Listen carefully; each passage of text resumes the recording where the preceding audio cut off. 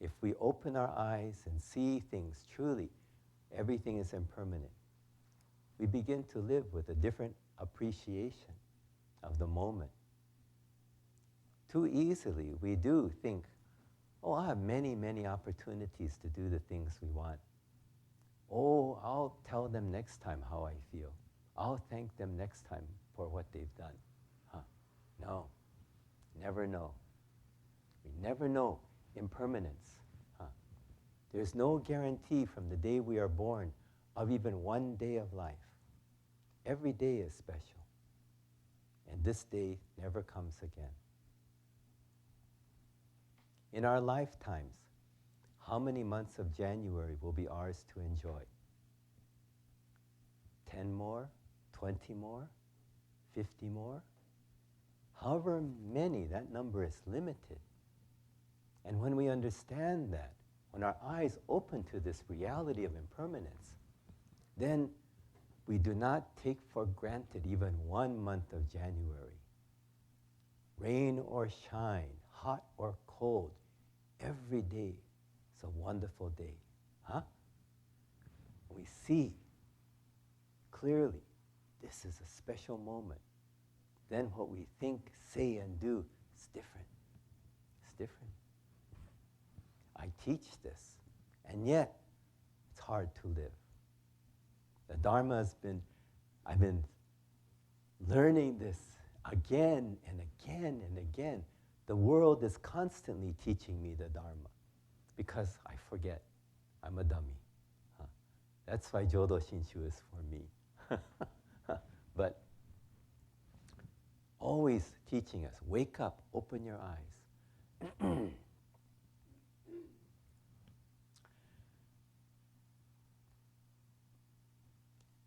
In August of 2001, my wife and I took her mom and dad to, we traveled around the world with mom and dad, just the 4 of us. It's the greatest way to travel because both of them being senior citizens, we wouldn't travel much. We would go to London and stay there for a week in one hotel and just make day trips out, go to plays, come home every afternoon, 3:30, 3 o'clock, take a nap till 6, go out to dinner. Huh. They would take a nap, we go out shopping again. Go to Paris for a week. We went all over, went to Italy, went to Australia, New Zealand, Japan.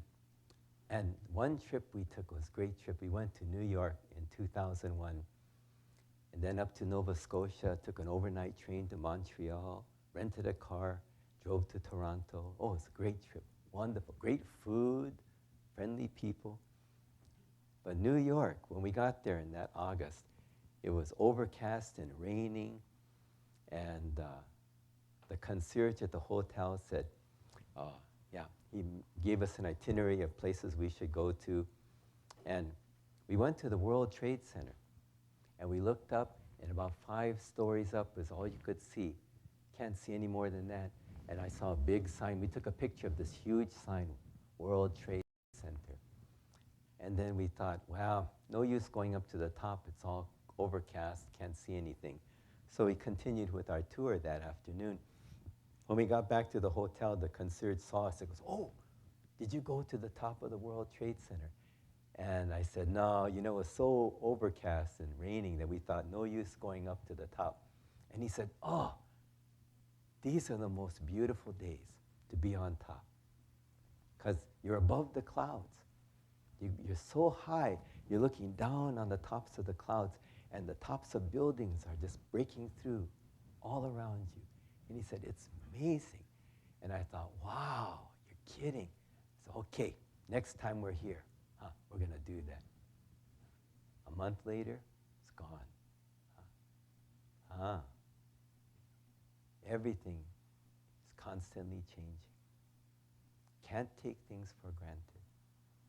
How easily we do. Oh, I'll see it next time I come.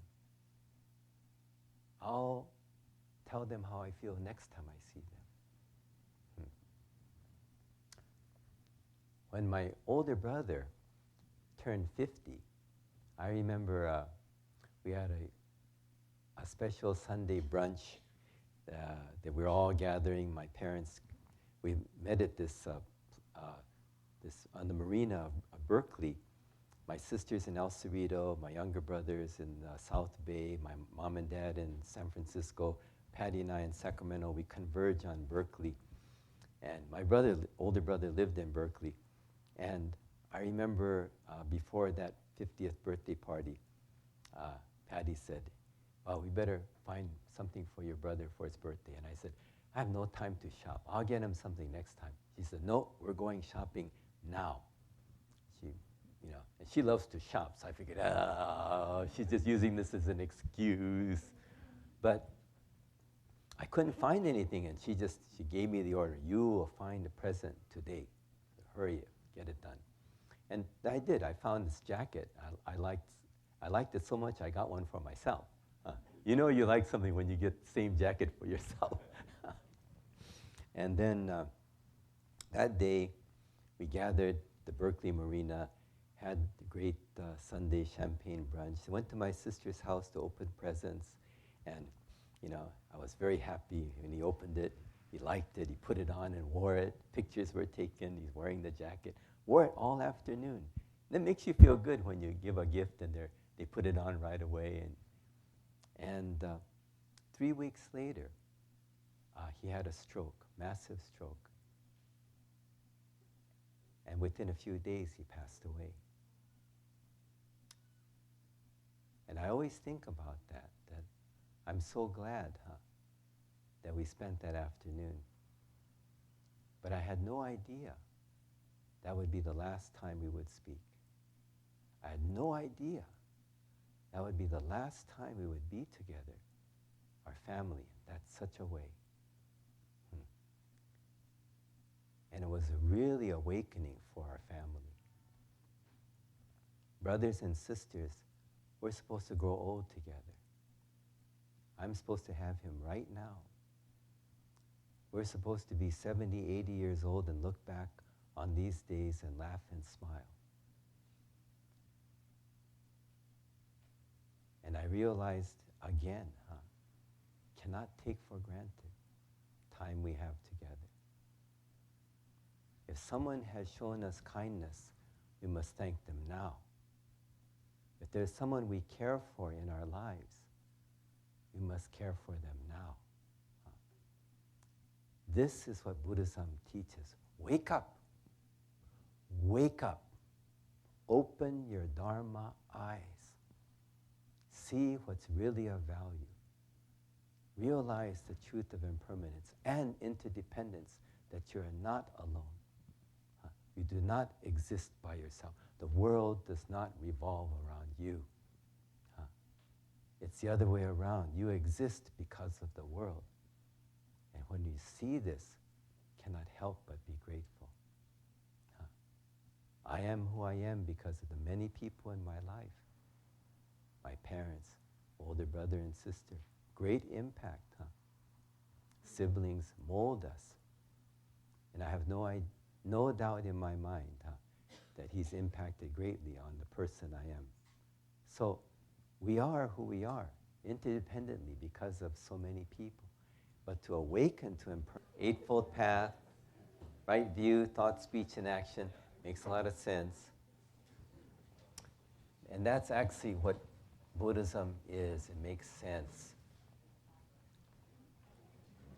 Socho Gui has said, if the Dharma means universal truth, if Dharma is truly universal truth, then it should make sense to anyone, any place, any time, any culture, in any language, right? If it doesn't make sense to anyone, to everyone, wherever they might be, in any language, in any time, any culture, if it doesn't make sense, it's not universal truth. Not universal. Dharma, if the Dharma is truly universal truth, this is true, then it should make sense to anyone. Doesn't matter who you are, what culture, what language.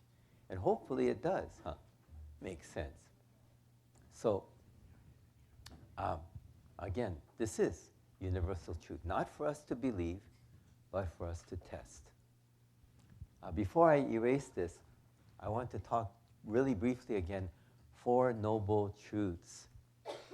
What is so noble about these truths? That always bothered me. Really, I used to ask people, what's so noble about the 4 noble truths? I mean, I admire them and think, oh yeah, that's really, but noble? Isn't that a little over the top? What is so noble about the 4 noble truths? And I used to ask teachers, what's noble about these truths? And no one really was able to give me a response that I felt comfortable with until my friend Bhante Silabhimala, my Sri Lankan friend, my monk friend from Sri Lanka. He said, truths aren't noble. These truths are not noble. He says, noble is a euphemism for a Buddha. One who is truly noble is a Buddha. Get it?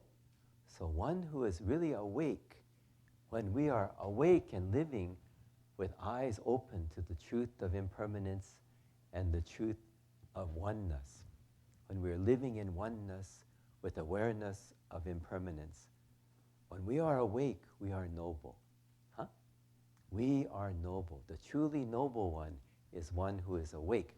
So 4 noble truths in a way is kind of a misnomer. It should really be, and I've been advocating the 4 noble truths, we should change the name of the 4 noble truths, and it should be this. The 4 truths according, or from the perspective of one who is enlightened. 4 truths as viewed from the perspective of one who is awake. But it's just too long. 4 truths as viewed from the perspective of one who is awake. So if we are awake, we see this. So it's a nice clarification. The truths themselves are not noble. The truths are realities as seen from one who is awake, who is then noble. Okay, we're going to move on. Okay, that's a little cocktail trivia. Buddhist trivia.